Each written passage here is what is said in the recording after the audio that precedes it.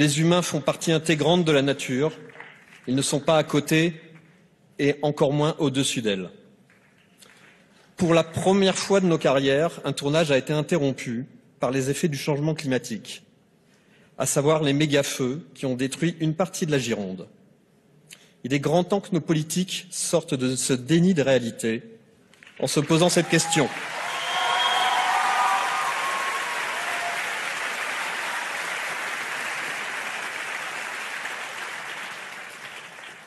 Que sommes-nous en train de transmettre à nos enfants? Et je ne peux pas empêcher d'avoir une pensée pour tous ces morts, d'espérer que la guerre cesse partout où elle sévit. Il s'agit de notre humanité, tâchons de ne pas perdre ce qu'il en reste. Si je n'avais pas la chance d'être ici ce soir, je serais dehors avec mes camarades féministes. Grâce au féminisme, j'ai compris l'importance de prendre soin des liens d'amitié. Merci donc à mes amis qui sont mon soutien et ma famille choisie. Merci à ma vraie famille et surtout à mes parents qui m'ont appris l'importance du travail, de l'engagement politique, de la pensée critique et m'ont montré la beauté de la vie et de la création.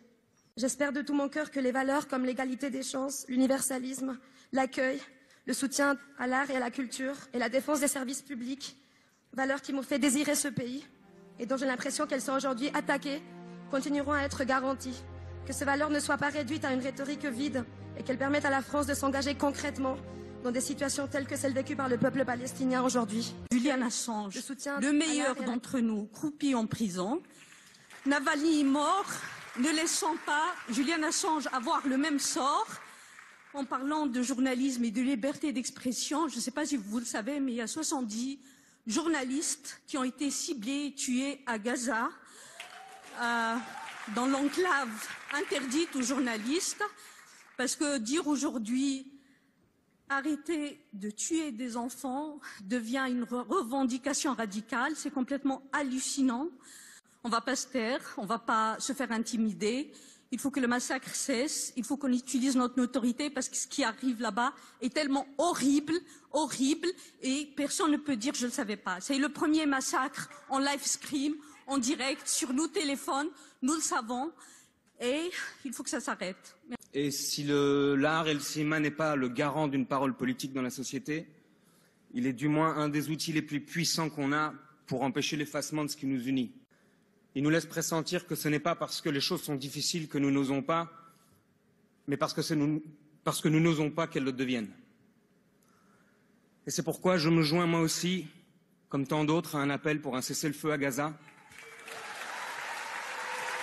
Parce que la vie le demande, celle des Gazaouis et celle des otages. J'espère qu'une fois cette folie arrêtée, et il faut d'abord qu'elle s'arrête, nous aurons tous ici, là-bas et partout ailleurs, le courage d'affronter nos propres démons plutôt que l'ombre de notre prochain.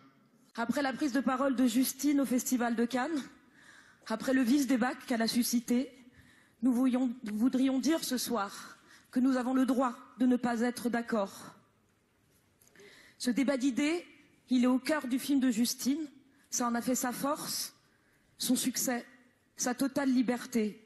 Et ça devrait nous donner confiance. Parce qu'au fond, parler, se parler, et les prises de parole puissantes nous l'ont montré ce soir, c'est peut-être la plus belle façon d'être ensemble. Merci.